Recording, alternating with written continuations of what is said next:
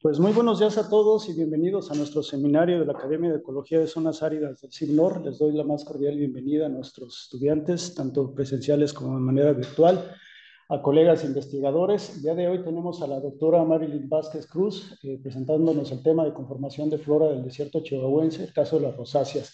Pero antes de comenzar, me gustaría hablar un poquito de su semblanza académica para que conozcamos un poco de la trayectoria de nuestra ponente. La autora Marilyn Vázquez Cruz es bióloga por la Universidad del Mar, Campus Puerto Escondido de Oaxaca, maestría y doctorado por el Instituto de Ecología de Jalapa, Veracruz. Realizó 2 estancias postdoctorales en el Laboratorio de Genómica para la Biodiversidad del CIMBESTAB. Ha participado en congresos nacionales e internacionales y colaborado con grupos de investigación a nivel nacional y a nivel internacional. Sus principales investigaciones se han enfocado en entender la distribución espacial de las plantas vasculares en México y a nivel global a través de estudios biogeográficos, sistemática y filogenética espacial. Actualmente es profesora titular del Instituto Tecnológico Superior de Irapuato, en el estado de Guanajuato, y miembro del Sistema Nacional de Investigadores e Investigadoras Nivel 1 de CONACYT. Sin más preámbulo, te doy la más cordial bienvenida, Marilyn, y cuando quieras comenzar, adelante, por favor.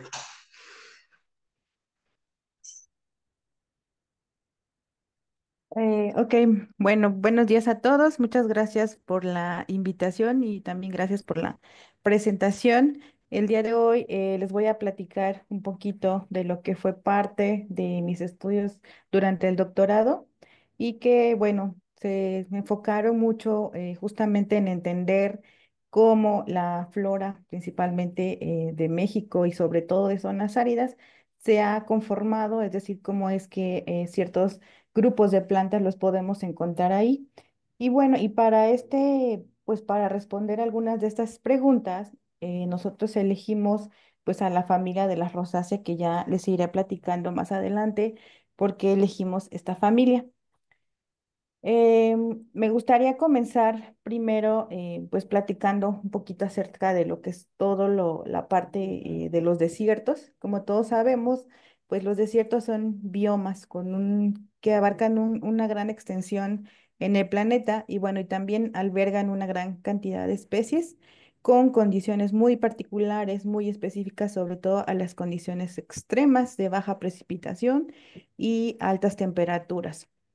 Entonces, por la conformación que tienen y toda la regionalización de los desiertos en el mundo, pues suelen ser regiones que nos permiten a nosotros poder hacernos varias preguntas, ¿no? Y también para poder entender y contrastar lo que son hipótesis biogeográficas, porque estamos hablando pues ya de regiones y de ecorregiones a nivel global. Y bueno, como pueden ver aquí en la imagen que les presento, podemos ver cuál es la extensión de los principales desiertos en todo y sobre todo en las zonas áridas en el mundo. Por ejemplo, tenemos en Australia una gran extensión de estos tipos de ecosistemas que van desde los muy secos, de los secos subhúmedos hasta los muy áridos. En lo que es Asia también tenemos una gran extensión de desiertos, no se diga de África. Y bueno, y en América, pues tenemos también lo que son pues, los desiertos de Norteamérica y en Sudamérica también tenemos una gran conformación importante de de este tipo de ecosistemas. Y bueno, el día de hoy nos vamos a enfocar un poquito más acerca de los desiertos de Norteamérica. Aunque estos desiertos son un poco más pequeños comparado con toda la región árida que encontramos en el planeta, esto no significa que no sean importantes y que obviamente no alberguen una gran diversidad, ¿no? Tanto de fauna como de flora y sobre todo por las condiciones muy específicas que pueden existir en este tipo de desiertos. Entonces, se ha hecho como una clasificación de lo que son los desiertos de Norteamérica. Tenemos a los desiertos, por ejemplo, más fríos, que son lo que tenemos la cuenca en el norte, la Gran Cuenca, y los desiertos cálidos, donde encontramos, por ejemplo, en México, el desierto sonorense y el desierto chihuahuense. También tenemos en esta clasificación lo que es la meseta del Colorado y el desierto del Mojave. Entonces, con base en esa clasificación, el día de hoy, como el título de la charla fue pues, conformación del desierto, de la flora del desierto chihuahuense, nos vamos a enfocar en este desierto. Y hablando un poquito ya más acerca de este desierto, pues considerando a los desiertos de Norteamérica que ya les presenté en la diapositiva anterior, vemos que el desierto chihuahuense pues es de los más extensos. Y además es muy importante porque tiene una alta biodiversidad y sobre todo un gran número de endemismos, tanto de plantas como animales. Y también podemos encontrar, bueno, lo que son los tipos de clima que van desde los áridos, muy áridos, semiáridos y los subhúmedos. Y sobre todo también un gradiente altitudinal bastante importante que puede ir desde los 300 metros hasta los 5000 metros. Entonces, el desierto chihuahuense pues tiene bastantes características fisiográficas, florísticas, faunísticas, que lo hacen ser un desierto bastante importante de los de Norteamérica. Geográficamente, el desierto chihuahuense está posicionado en lo que es lo que conocemos como el altiplano de México, pero también está delimitado por cadenas montañosas importantes, como lo es la Sierra Madre Occidental, la Sierra Madre Oriental, tenemos a la faja volcánica transmexicana hacia el sur, y cruzando esta región del eje, tenemos algunas regiones que están muy relacionadas o que se ha hipotetizado que son como relictos, ¿no?, de este desierto y que son, por ejemplo, el Valle del Mezquital en Hidalgo y el Valle de Tehuacán en lo que es Puebla y Oaxaca. Entonces, los límites hacia el este y el oeste del desierto chihuahuense pues están bien definidos, sobre todo por estas cadenas montañosas. Sin embargo, cuando nos vamos hacia los límites del sur, se han propuesto varias definiciones de lo que es, o varias delimitaciones de lo que es el sur del desierto chihuahuense. Por ejemplo, Schreff, él mencionaba que el desierto chihuahuense pues prácticamente era lo que conocemos como la parte norte del altiplano mexicano. Smith decía que el límite estaba un poquito más hacia el norte de Zacatecas y sur de Durango, Coahuila.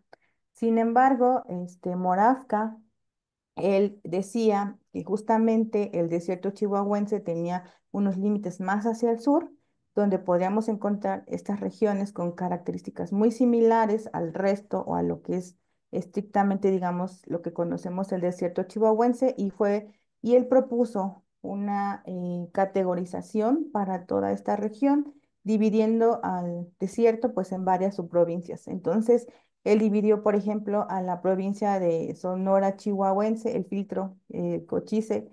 Tenemos a la subprovincia de Mapimí, tenemos a la subprovincia Salada, el río Pánuco y los relictos que tenemos acá, que son del Valle del Mezquital. Y también muy relacionados a ellos están el Valle de Tehuacán.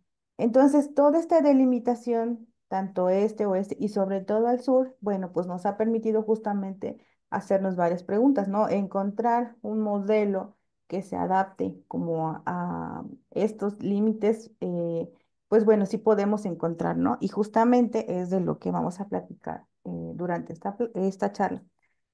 Entonces, aparte, bueno, el desierto chihuahuense alberga varios tipos de vegetación que van desde los como más templados, que son bosques de pino, encino, hasta lo que conocemos como los matorrales xerófitos estrictamente, que son ya eh, tipos de vegetación con condiciones un poco más extremas, lo que comúnmente definimos ya como un desierto.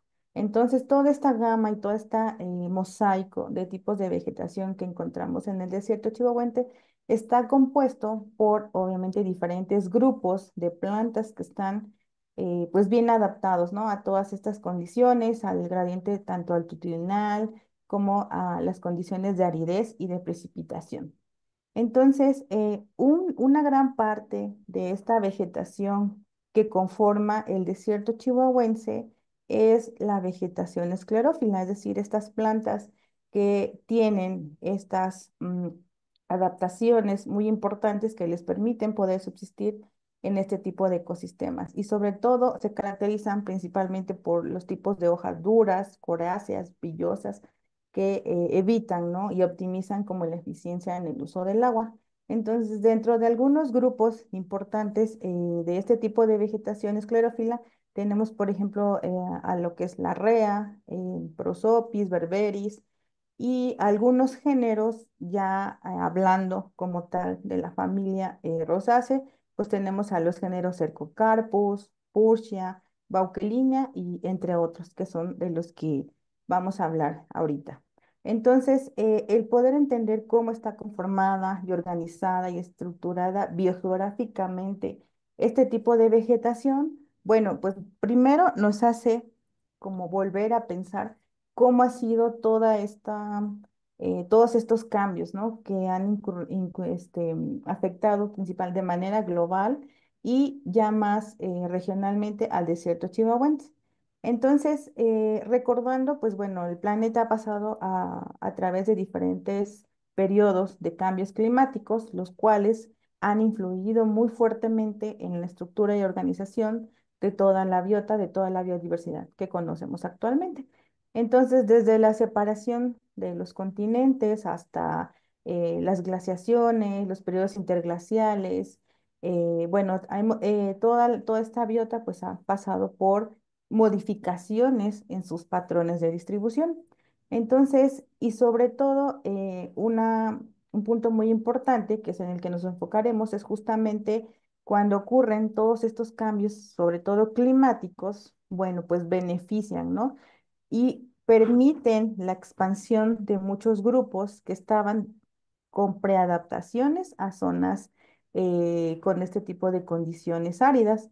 Entonces, hace más o menos 65 o 35 millones de años, pues los bosques boreales boreotropicales comienzan, digamos que tenían su distribución muy es importante en todo lo que era la parte del hemisferio norte. Hacia el Oligoceno empieza a haber una expansión más de lo que son por los eventos del cambio, de los cambios climáticos que propician también aridificación en el planeta, pues permiten, ¿no? La expansión también en la distribución de toda esta biota que estaba ya preadaptada. Y hacia lo que es el Mioceno y el Plioceno, que es más o menos 10 y 3,5 millones de años, pues podemos ver que estas zonas áridas o estas regiones ya empiezan a conformarse, ¿no? Como lo que conocemos actualmente como los desiertos, tanto del mundo y de América. Y bueno, y como sabemos y hemos escuchado acerca de los periodos interglaciales y glaciales del Plioceno y Pleistoceno, también tuvieron un fuerte impacto en toda la distribución de la biota del planeta. Y principalmente también, bueno, todo esto afectó a la distribución de la flora que estaba distribuida en Norteamérica, en estos desiertos de Norteamérica. Entonces, con todo esto, bueno, hay ciertos estudios que se han enfocado justamente en entender cómo estos patrones de aridificación que afectaron al planeta, bueno, también están muy relacionados con eventos o levantamientos de cadenas montañosas, sobre todo los eventos del Neogeno, que empezaron a ocurrir hace 23 millones de años, cuando se comienzan principalmente en México a levantar las cadenas montañosas. Y en el caso, por ejemplo, del eje neovolcánico transversal, que el último episodio de su levantamiento fue hace 2,6 millones de años. Entonces, todos estos cambios climáticos en conjunto con todos los periodos de levantamientos de zonas montañosas también moldearon la distribución espacial de la biota de los desiertos de Norteamérica y principalmente también de los desiertos de México, ¿no? Sobre todo del chihuahuense. Eh, Como ya había mencionado, en el Mioceno también pues ocurrieron todos estos cambios climáticos, sobre todo hubo una expansión en la aridificación y aumento en la aridez en las zonas nortes del hemisferio. Entonces, y esto se ha podido observar en algunas plantas que están distribuidas en el desierto chihuahuense, que abarcan, digamos, lo que sería como la delimitación que todos conocemos, ¿no? Del desierto. Entonces, estos periodos glaciales e interglaciales del Mioceno y también del Pleistoceno, pues moldearon, ¿no?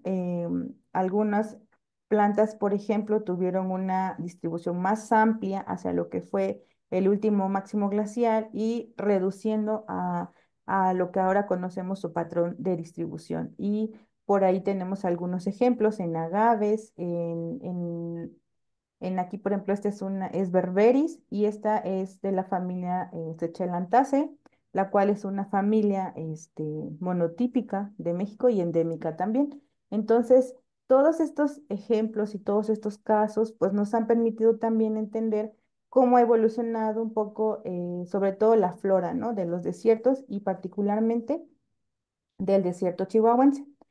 Y con todo esto de los cambios y con todo esto de los cambios, perdón, de los patrones de distribución de toda la flora del desierto, también justamente se han propuesto, ¿no? Algunas hipótesis acerca de cuál pudo haber sido el origen de la flora del desierto chihuahuense. En el caso particular de las plantas, existe evidencia fósil de diferentes grupos que se piensa que tuvieron un origen en los desiertos de Norteamérica y obviamente con los cambios en las condiciones climáticas tuvieron que moverse ocupando otras áreas, ¿no? Dentro de estos desiertos. Es decir, se ha propuesto, por ejemplo, que algunos elementos de lo que estaban en los desiertos más fríos que mencioné al inicio se pudieron mover o distribuir o dispersar hacia lo que es el desierto sonorense o el desierto chihuahuense, incluso más hacia el sur. Entonces, existen algunos registros de lo que conforman la flora madroterciaria, que son fósiles que se han recuperado de plantas que tenían una distribución en estas zonas de los desiertos de Norteamérica y que actualmente tenemos representantes o poblaciones que se distribuyen a lo largo de todo el desierto chihuahuense. Y dentro de estos grupos de plantas, pues tenemos, por ejemplo, al género Juniperus, Berberis, Bauquelinia, Amelanche y también algunos pinos. Entonces, todos estos elementos también nos dan como evidencia de cómo pudo haber estado distribuida esta flora en los desiertos de Norteamérica.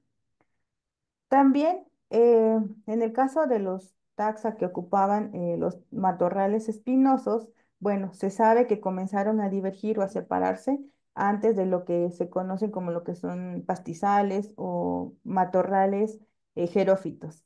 Entonces, todo esto también permitió que muchas poblaciones tuvieran ahora patrones de distribución disyunta, es decir, que están separadas, y muchas también quedaron aisladas en lo que es el desierto chihuahuense. Entonces, Moravka proponía que existe, bueno, propuso el modelo de Mojavia, que es más o menos toda esta área que estoy aquí señalando, que abarca parte de los desiertos de Mojave, sonorense y el chihuahuense. Entonces, él decía que muchos elementos que estaban aquí o que conformaban este modelo de Mojavia, y particularmente el desierto de Mojave, que se movieron y algunos quedaron aislados en el resto, del resto de los desiertos, ¿no? Como lo vemos en esta parte. Entonces, estas son hipótesis que se han tratado pues, de corroborar, ¿no? Justamente con este tipo de estudios biográficos con algunos grupos de lo que conforman la flora del desierto chihuahuense. Otro tipo de evidencia que también podemos encontrar y que nos ha también permitido entender cómo estaba organizada toda esta flora, digamos, del pasado en los desiertos, es toda esta conformación de restos fósiles en lo que se conocen como los Packrat Middens, que son como madrigueras del género Notoma, y que ahí se han encontrado restos, por ejemplo, de algunos grupos como juníperos, de pinos, y de algunos otros como Cercocarpus, Pusha. Entonces, todos estos géneros que yo les estoy mencionando tienen elementos fósiles dentro de estos Parkland Middens. Y en México tenemos algunos localizados, sobre todo en Coahuila, y los demás se encuentran en el oeste de Texas y el suroeste de Estados Unidos. Entonces, con base en esa información y los fósiles que conforman la flora madroterciaria, pues bueno, también nos hemos generado algunas hipótesis de cómo pudo haber sido también la dispersión o la migración de todos estos linajes que conforman la flora. También se ha propuesto, Moravca también propuso que el altiplano mexicano, eh, que conforma parte del desierto chihuahuense, se puede sugerir que es un centro de origen, ¿no? De elementos de la flora madre terciaria.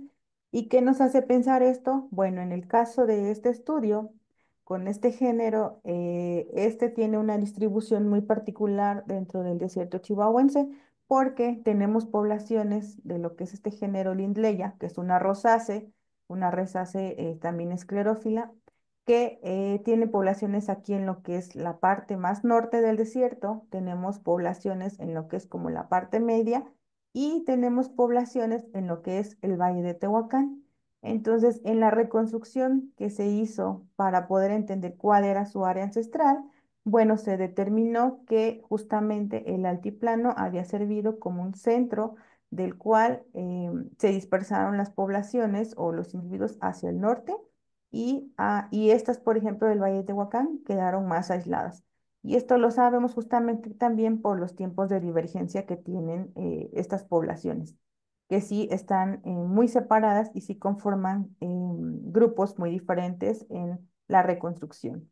Entonces también se han hecho estudios en cuanto a la velocidad o a los cambios en la velocidad del clima en el desierto chihuahuense y gran parte del desierto chihuahuense corresponde a áreas climáticamente estables, las cuales no han cambiado drásticamente a través del tiempo. Entonces, el altiplano mexicano también se ha sugerido que es como una área climáticamente estable, ¿no? Entonces, a partir de eso, bueno, también se sugiere que pudo haber sido también el centro de origen de muchos elementos que conforman la flora madre terciaria, es decir, que los elementos que estaban aquí en el altiplano, más bien muchos migraron hacia lo que es la flora, más la parte norte de los desiertos de Norteamérica.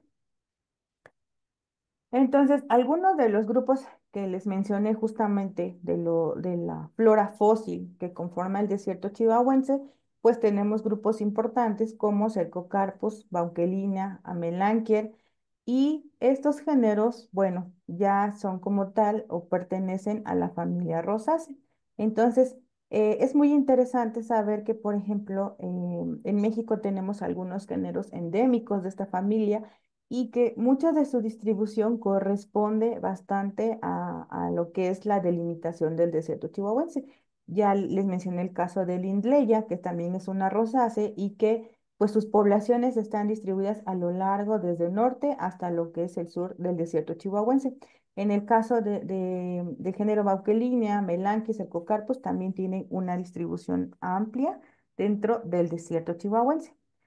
Y bueno, ya enfocándonos un poquito acerca de la familia Rosaceae, bueno, tenemos la familia Rosaceae, la conocemos bastante porque, bueno, aquí todos conocemos a las manzanas, las peras, los tejocotes, las fresas, toda esta familia de frutos con bastante importancia económica. También tiene bastante representatividad en este tipo de vegetación de zonas áridas. Y a veces no pensaríamos que una familia que tiene tantos elementos con, por ejemplo, frutos carnosos, pudiera tener pues linajes o poblaciones o especies que están distribuidas en desiertos y sobre todo que, bueno, que el tipo de fruto es muy diferente. Entonces, en el desierto chihuahuense existen los géneros que ya les mencioné, filogenéticamente están posicionados dentro de lo que es la tribu Male de la familia Rosaceae. Y aquí encontramos pues muchos de estos géneros que les mencioné. Y en el caso de la tribu Male, tenemos pues los tiempos estimados de hace 60 millones de años. Y eso también se ha corroborado ya con muchas filogenias ya mucho más recientes. Entonces, bueno, elegir a la familia Rosace para poder entender todos los patrones de distribución y la conformación del desierto chihuahuense, pues bueno, lo hace un sistema ideal, ¿no? Para poder entender también cómo se ha ensamblado, cómo han llegado estos elementos a distribuirse en el desierto.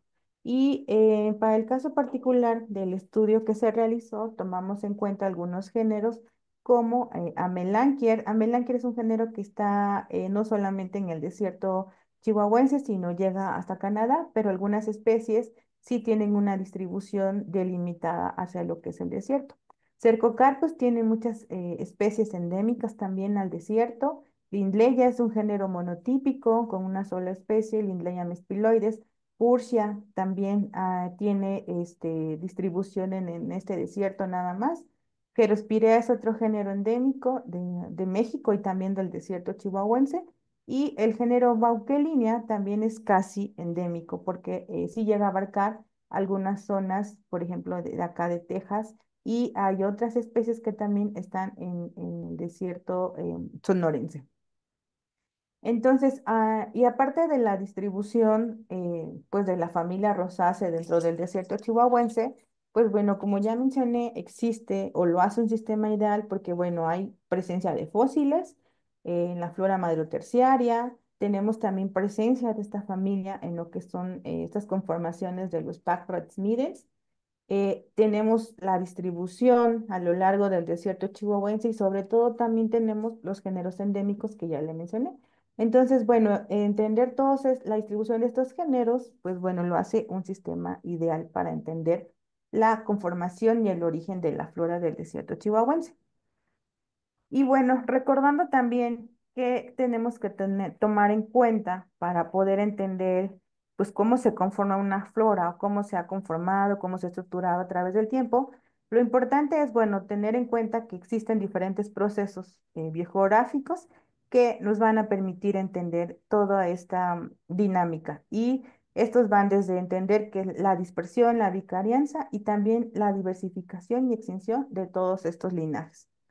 Entonces, bueno, ya entrando a lo que nosotros hicimos en este trabajo fue, tratamos de responder algunas preguntas, por ejemplo, ¿cuál era el área ancestral, ¿no? De todas las rosáceas que ya les mencioné, ¿cuáles, de dónde salieron? Después, ¿cómo se movieron? Si ya tuvieron un centro, un origen de la ancestral, bueno, ahora cómo migraron, si fue de norte a sur, es decir, si vinieron de lo que es el modelo de Mojavia, o más bien si fue de sur a norte, es decir, tomando en cuenta que el altiplano pues es considerado un centro, ¿no? de origen de la flora. Entonces, todo esto nos preguntamos también. Y aparte también si los cambios climáticos o las oscilaciones climáticas han influido en estos patrones.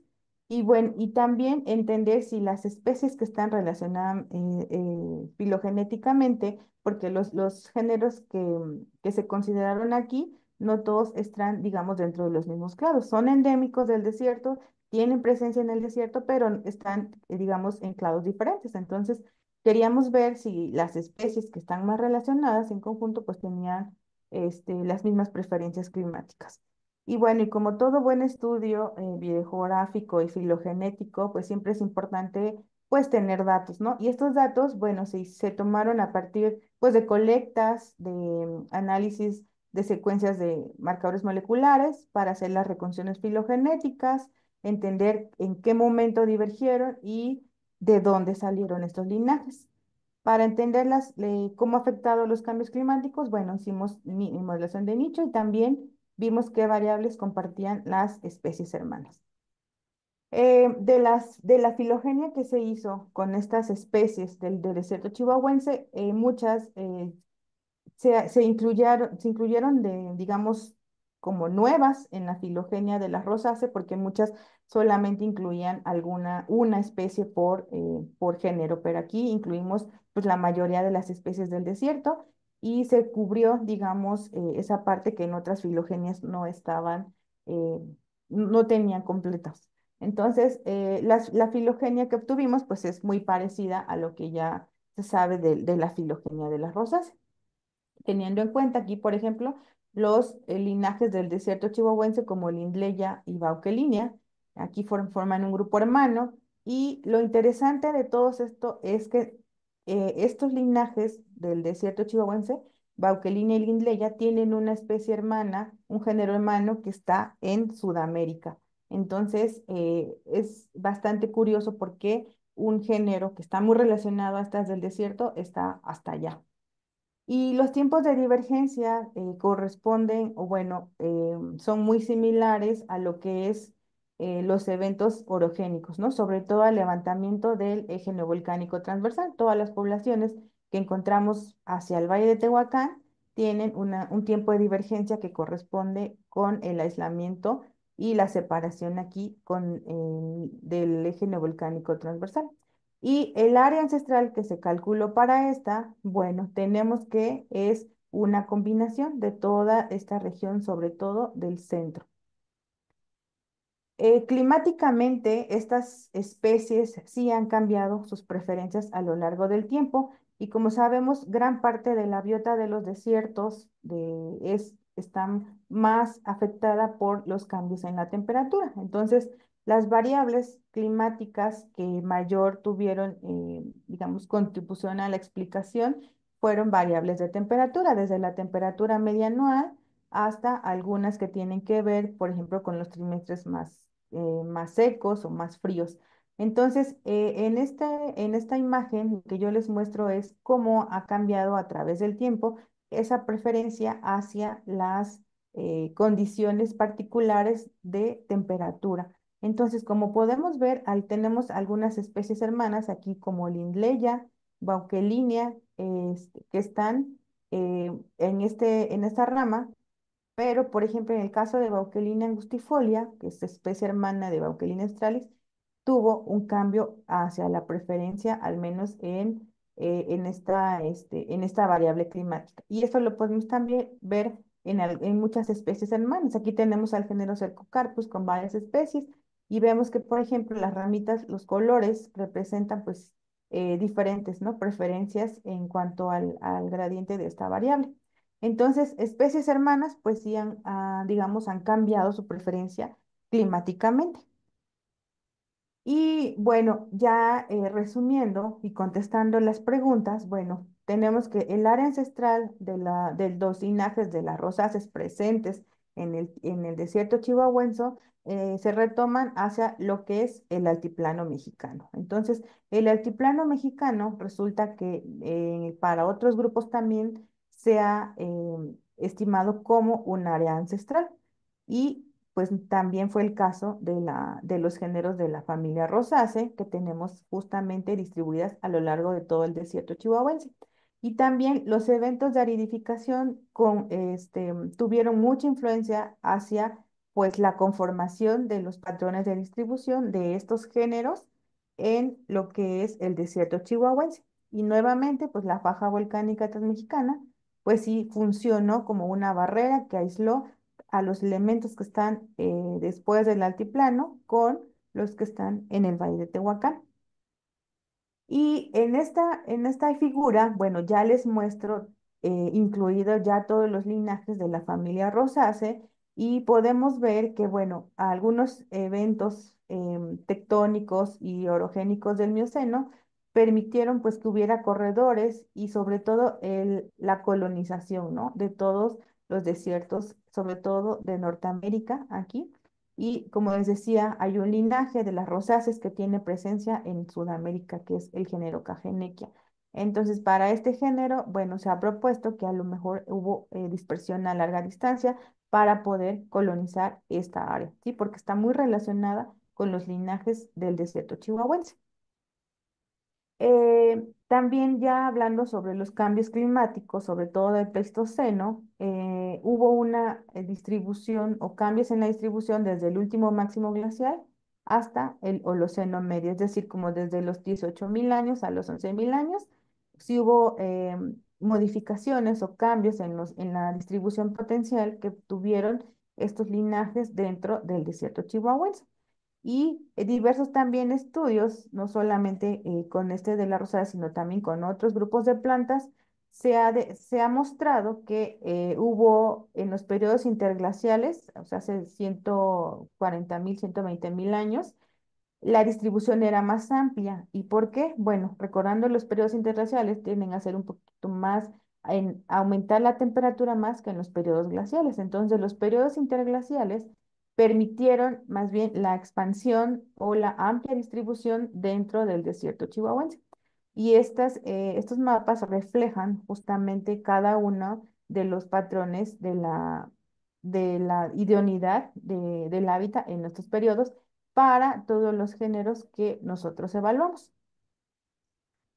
Y bueno, las especies hermanas siguen compartiendo también preferencias climáticas, como ya vimos en el análisis que se hizo de las preferencias de las variables de temperatura principalmente.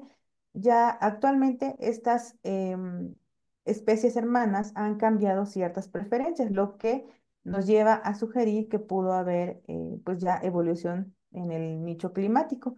Y esto se puede saber también porque la distribución de las especies, a pesar de que están dentro del desierto chihuahuense, no todas están en las mismas áreas. Es decir, por ejemplo, el caso del Lindleya es muy particular porque le gusta o prefiere como las zonas más, un poco más húmedas, más templadas, más asociadas hacia los bosques de pino encino, suelos más calizos, y en el caso de Cercocarpus también es un género que está presente como en este tipo de vegetación dentro del desierto chihuahuense. El caso de Bauquelinia, tenemos por ejemplo Bauquelinia angustifolia, que está como en áreas donde las condiciones todavía son más extremas y donde las temperaturas también son más altas. En el caso de Pursia también se distribuye a lo largo del desierto chihuahuense, pero también muy similar a las condiciones que prefiere, por ejemplo, Cercocarpus o Lindleya. Y bueno, también en este caso, estas dos son hermanas y Cercocarpus y Pursia pertenecen a otro clado dentro de la familia, de la filogenia de la familia Rosácea. Entonces, bueno, resumiendo ya lo que es todo este estudio que se realizó para entender la conformación de la flora del desierto chihuahuense, bueno, nos lleva a entender o a concluir que, bueno, toda esta flora del desierto es un reflejo de diferentes eventos, no solamente de dispersión, ¿no? Sino también de aislamiento de linajes, pero todos estos linajes que ya tenían una preadaptación a estas condiciones de aridez. Y como lo pudimos ver, por ejemplo, los fósiles que estaban en la flora madroterciaria, cuando todos los bosques eran un poco más secos, no eran áridos, entonces estas plantas ya tenían unas condiciones, lo que obviamente les permitió poder expandirse. Y bueno, también el altiplano, como vimos en el caso de la familia Rosáceas, ha funcionado como un área de ensamblaje, un área donde ha permitido albergar esta diversidad de linajes del desierto chihuahuense. Y también la distribución actual de las especies de las rosáceas que están en el desierto chihuahuense son el resultado también ya de los cambios que han tenido a lo largo del tiempo en la evolución de su nicho climático. Entonces, con todo esto, bueno, resumiendo ya también y para concluir y terminar esta plática, bueno, la familia Rosace sí ha sido como un sistema bastante bueno para poder entender la conformación, ¿no? Por toda la evidencia que se tiene, por toda la distribución que tenemos de las especies, los endemismos, porque también la filogenia de las rosáceas, bueno, se ha trabajado mucho ya a lo largo del tiempo. Entonces, para poder entender también este tipo de estudios, es necesario tener una buena reconstrucción filogenética que nos permita tener también buen soporte para, por ejemplo, los tiempos de divergencia. Y bueno, no me queda nada más que agradecer nuevamente por su atención y por la invitación a darles esta plática. Y bueno, todas las preguntas que tengan, nos surjan, son bienvenidas. Muchas gracias. Muchísimas gracias a la doctora Marilyn.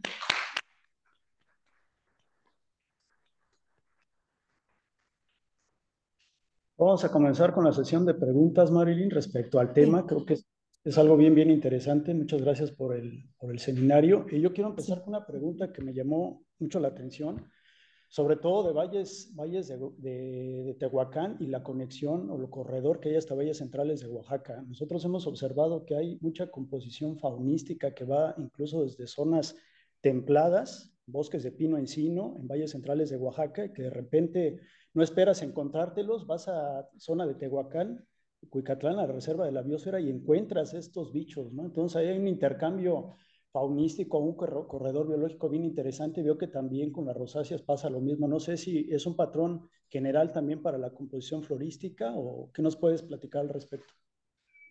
Sí, es bastante interesante que justamente algunas rosáceas sí llegan hasta los valles centrales. Por ahí se tiene registros de algunas que ya no pudimos colectar porque ya son colectas muy viejitas, entonces ya no se encuentran. Aparte, las poblaciones, por ejemplo, en el caso de las rosáceas, ya están bien restringidas, ¿no? Algunas ya son bien poquitos individuos que encontramos, por ejemplo, de tres, de cuatro. Pero lo interesante de entender justamente es porque, bueno, como ya se hipotetizaba antes, el valle de Tehuacán, está muy relacionado con toda la flora del desierto. Y, por ejemplo, en el caso de las rosáceas, sí se vio que el eje neovolcánico sí funcionó como una barrera que separó o está aislando pues sí, toda la flora y la biota que está del otro lado. Y bueno, y no solo en rosácea, también hay otros linajes, otras familias que también se ha visto eso, ¿no? Coincide mucho en los tiempos de divergencia. Perfecto, Marilyn. Muchas gracias por la respuesta. ¿Preguntas, chicos? ¿Alguien que quiera cuestionar a la doctora de este tema tan interesante, cuestiones biogeográficas? Adelante.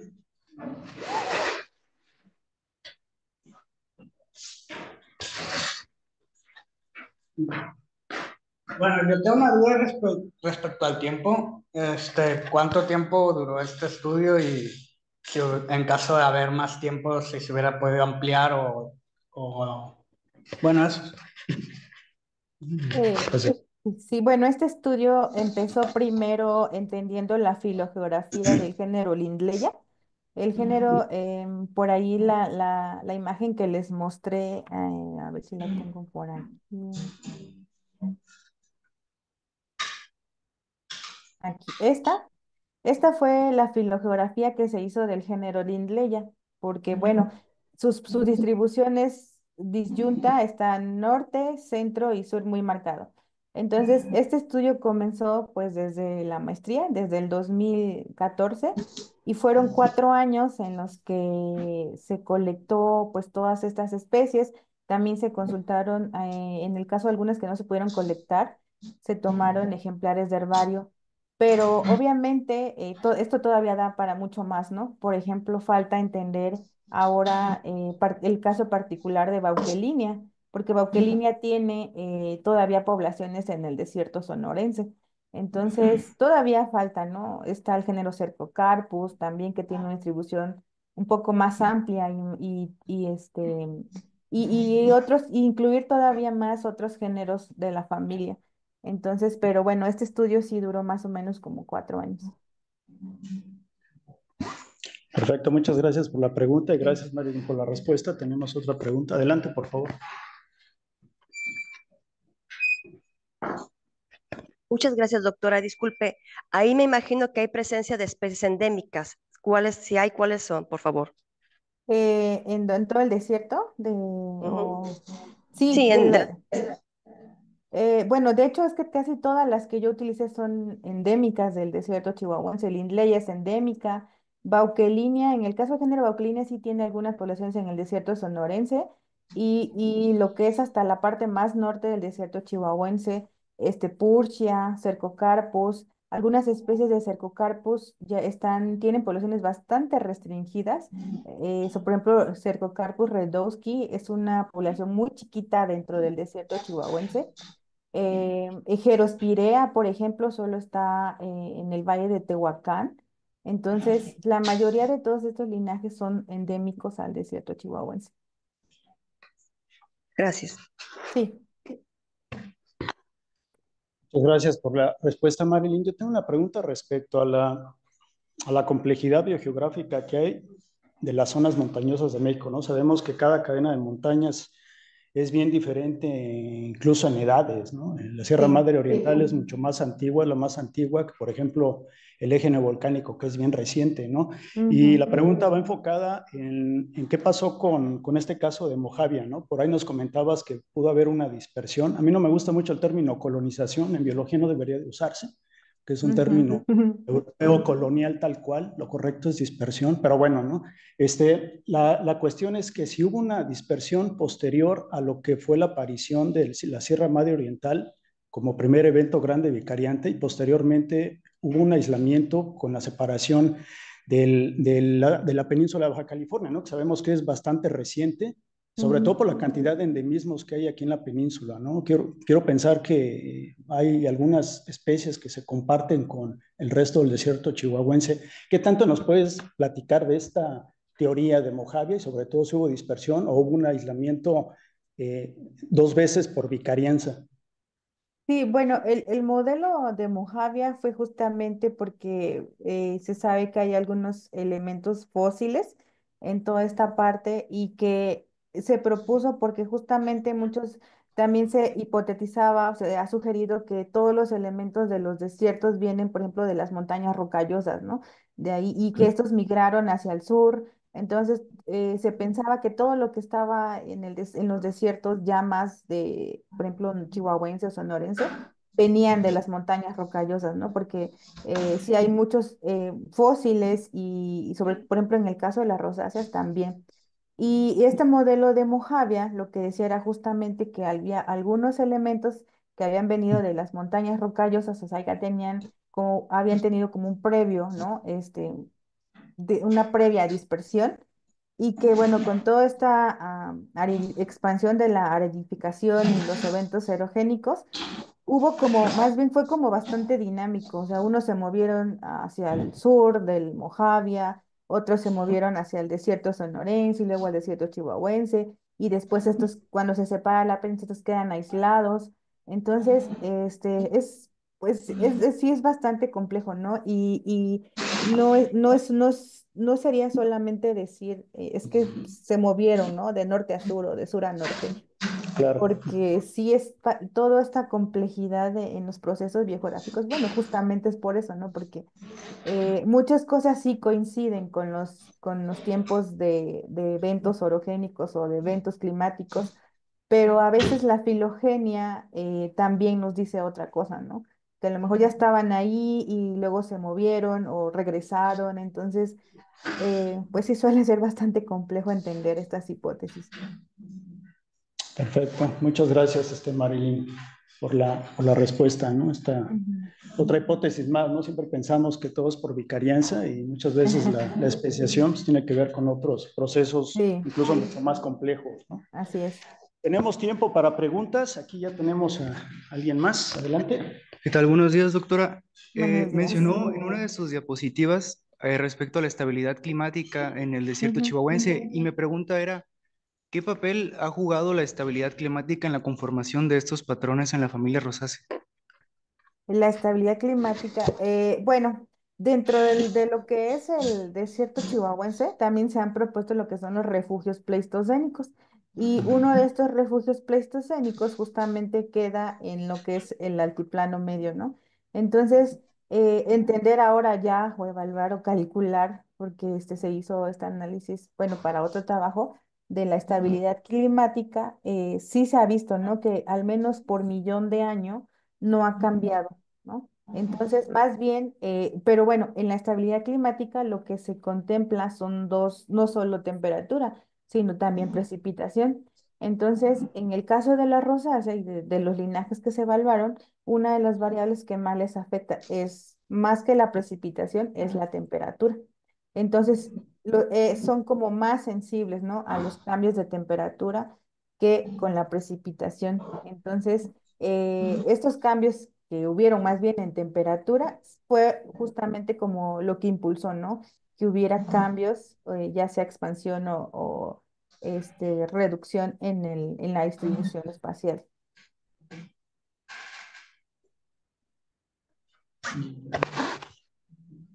¿Quieres otra? Adelante.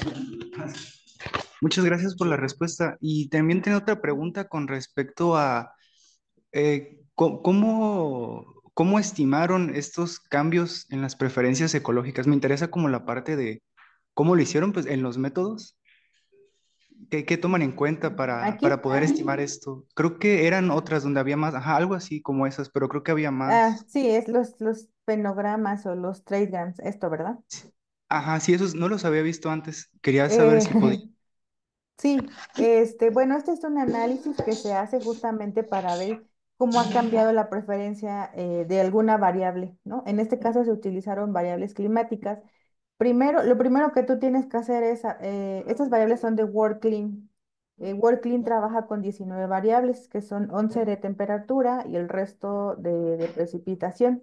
Entonces, lo primero que tú tienes que saber es por población, por la especie, en este caso, por ejemplo, la especie de Cercocarpus redowski, tú tienes que saber cuáles son las variables más importantes para esta especie. Entonces, puedes hacer un análisis de correlación, un análisis de componentes principales. Entonces, lo primero es saber. Y lo que hice, por ejemplo, es conocer primero cuáles eran, meter todos los datos de, tú obtienes los datos de estas variables para cada, digamos, coordenada geográfica. Entonces después haces un promedio por especie de todas las 19 variables y luego vuelves a hacer otro análisis de componentes para saber de manera general o global cuáles son las más importantes. Entonces, como tú ya tienes un promedio de todas estas, digamos, variables o condiciones climáticas, este análisis se hace con un paquete en R que se llama PyTools y lo que hace pues es, le tienes que dar también una filogenia con un tiempo estimado. Entonces lo que va a hacer es como mapear, es como si tú mapearas un carácter ancestral, ¿no? Pero en este caso tú estás mapeando o estás reconstruyendo la historia de esa variable climática. Entonces, como tú ya le diste una filogenia con un tiempo, pues va a ver cómo ha evolucionado, ¿no? A través de modelos pues, matemáticos, cómo cambia en el paso del tiempo. Aquí tenemos 100 millones de años porque es la edad en la cual se supone que se origina la familia Rosácea, ¿no? Más o menos 95, 100 millones de años, por eso es que está aquí en 100. Y entonces al final pues tienes esta reconstrucción de como un cladograma de tiempo con los valores de la precipitación de dónde está la especie. No sé si me expliqué más o menos. Sí, sí, muy interesante, muchas gracias. Sí, sí, sí.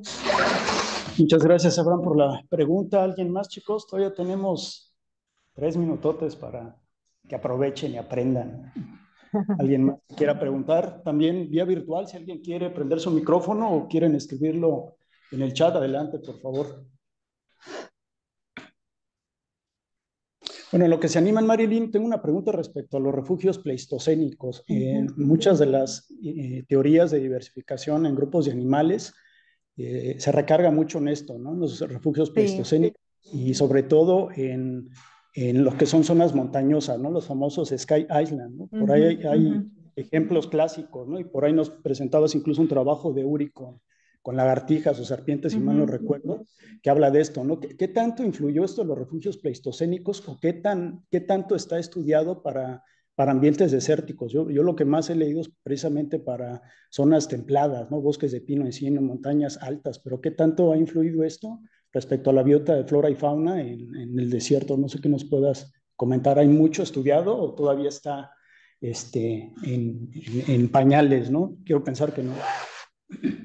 Sí hay varios estudios justamente de los que se hicieron, o sea, de mis compañeros que tenía, eh, cada uno trabajó con un grupo del desierto chihuahuense y al final lo que hicimos fue como ver dónde estaba, por ejemplo, en términos de ya de filogeográficos, dónde estaba la mayor variabilidad genética y luego también como del lado de nicho. Entonces, mucho de esto recae justamente en zonas que se han propuesto como refugios. O sea, ahí está como la mayor variabilidad genética, está estos patrones de cambios con las oscilaciones climáticas.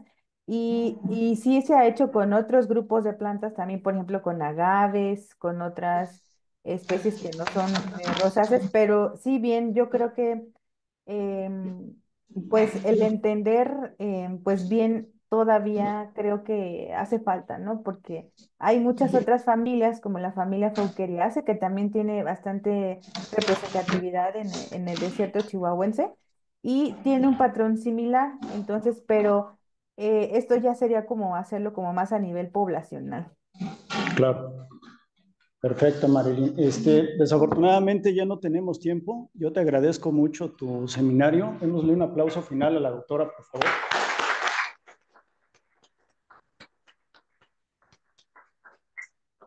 Muchas gracias por la conferencia, bien interesante este tema y pues tienen el contacto de la doctora si alguien está interesado o interesada en participar o colaborar en alguna duda particular que tengan, pues pueden acercarse a ella con toda confianza. ¿Algo que quieras agregar, Marilyn, para terminar, por favor?